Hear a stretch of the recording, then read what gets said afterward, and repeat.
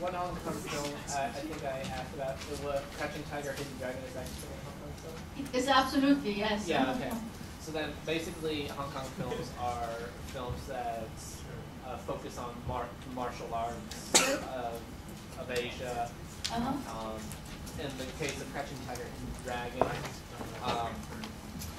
it's not the martial arts are exaggerated greatly to the point of where it's almost math choreography. Choreography is like, if you would, off the top of your head, have to think about what Chinese cultural tradition, century-old tradition, could have influenced that type of acrobatics.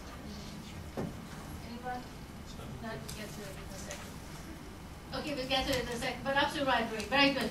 Okay, let me go down one slide there. One thing that's important is the historical political context of Hong Kong. Of course, Hong Kong had been a British colony for over 100 years and then reverted back to mainland China, but now it still is this precarious position, mainland China being communist, but Hong Kong is allowed its own capitalist agenda. But until 1999, I think that was the year of reverting back to China, Hong Kong had been in this very precarious position where there was a lot of anxiety, one of the wealthiest capitalist places on earth, and yet the threat or the danger of being swallowed up by communist China and the uncertainty, where's the future going to be? That is a huge context in which that cinema exists.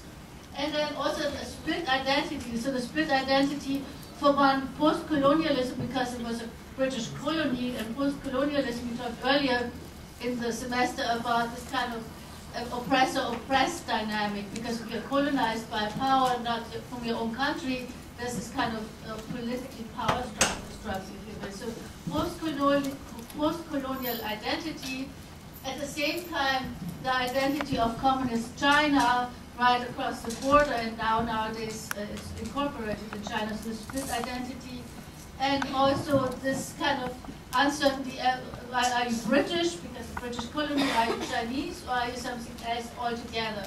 So identity, keep that in mind as we go see the clips in the film, is like a central point, a central issue that is constantly being debated and examined in these films, underneath all the martial arts action. Okay. Here's the first influence. So influences of this kind of martial arts inspired cinema is the Peking opera tradition. Who has seen or knows a little bit about the Peking opera, or has an idea about it?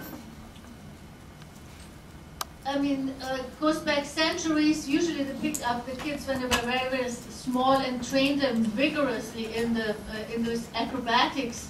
Unbelievable stunts, unbelievable acrobatics, and so they get their influence. They influence the martial arts. So martial arts tradition, but with the Peking opera style, which is where the flying comes in, like acrobatics, like people who are wired up or have trampolines or some way seem to be flying through the air, and it's often called the flying swordsman.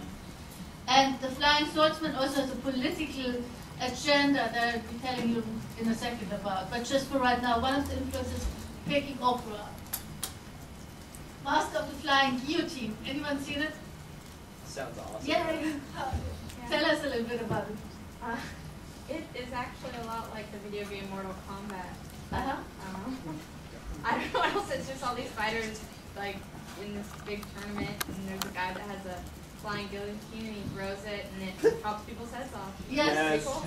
And what does it ring a bell? I already wrote it down. Kill Bill. Kill Bill, where that little girl, she's like a teeny little girl, but she has the flying guillotine, and this makes her the most vicious competitor of all the martial arts. Yes, and yeah, go ahead. I was just gonna say it's like one of the staples of like kind of Hong Kong cinema in terms that have been referenced by like on a separate note Wu-Tang Clan, like the rap. Say it real loud, reference. Like Wu-Tang Clan rap about these characters a lot and take their names from these films, so especially naturally Johnny Davis. Yes, excellent. And something which I actually have later, but I might as well say right now. Difference to Hollywood action film, one big difference is in Hollywood action, okay, whoever is the toughest fighter and has the most stamina skill wins. But in these films, it's often the underdog. Let me come back to the underdog in a second again. Like Master of the Flying Guillotine, he's an old guy with a long beard, and he has a special skill that his arms all of a sudden can grow. You know, it makes him very powerful.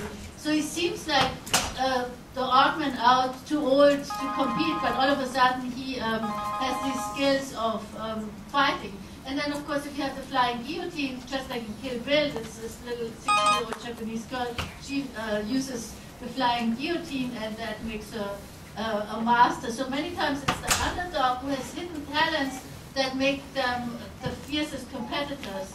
But also this whole idea that different to Hollywood action films, these action films, every character has their own specific, unique skills. In Hollywood, it's like, okay, you fight, you know, have a gun or whatever, and if you're faster, then you kill the other guy. But here, everyone has own very unique characteristics. Their characterization is tied in with their special skills. So the action actually enhances who they are as personalities and characters. So everyone is uniquely shaded. The Wuxia, I call it Wuxia, but you call it Wuxia. Wuxia, Pian. Anyone heard of it? Anyone speaks Chinese?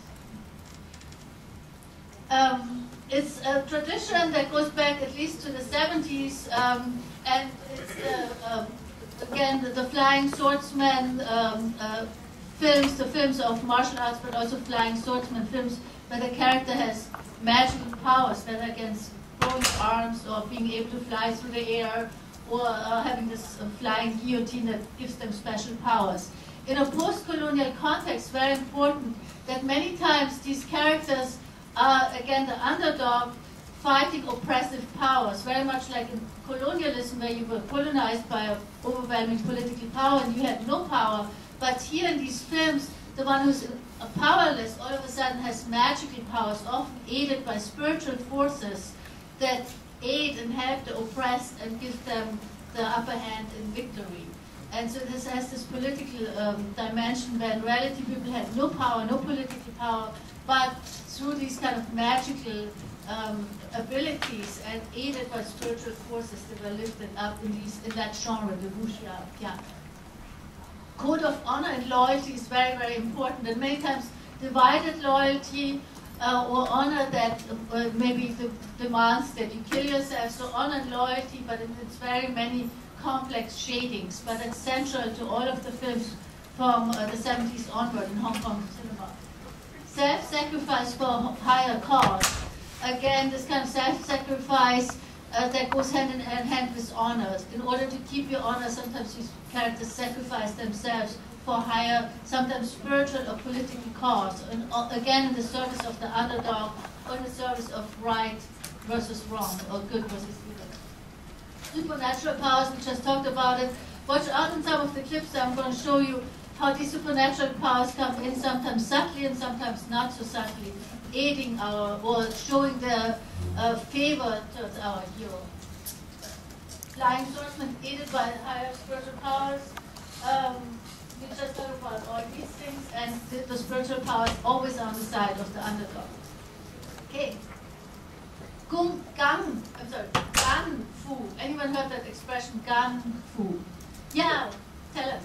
Oh, it's kind of like a lot of the John Woo movies that are all about the gunplay rather than